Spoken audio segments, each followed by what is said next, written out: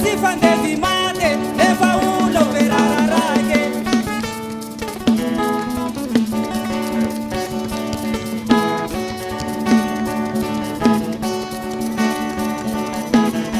Pinamasi mi fandetu kuna alla bella fanambalesi numea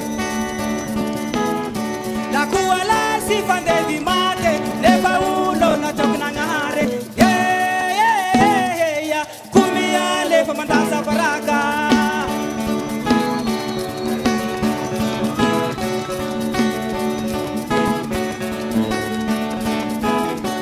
ulu tachukirai kizala miale inungi na piale naze hadiluva hadiluva hadiluva sifanake kumiale vashung filungua.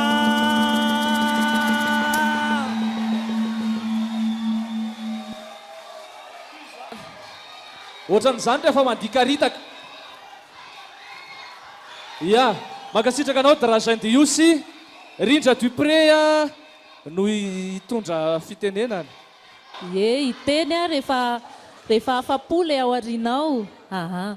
Le ataontsika hoe découverte zany zay raha tsika malala fampatsiahivina eto dia lay fampahafantarana zavatra vaovao ary fizarana an'izay zavatra vaovao zay mba handresy lahatra ireo mieno an'le mozika anao vaovao.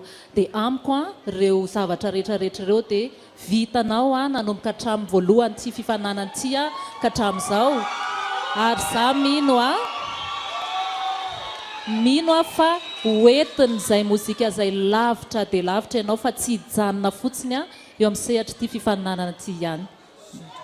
Dia makasitraka koa an'le mpilalao mozika tsy ambadika atsy fa tena tsara be ny hitondranareo anazy manamoa zany le accompagnement an'le gitarany zay efa nazavaina teo moa hoe hafa be dia tsara be mihitsy le mozika anareo tao sy le Ramsey manao cœur le ohatrany manao kasketiny Degary io.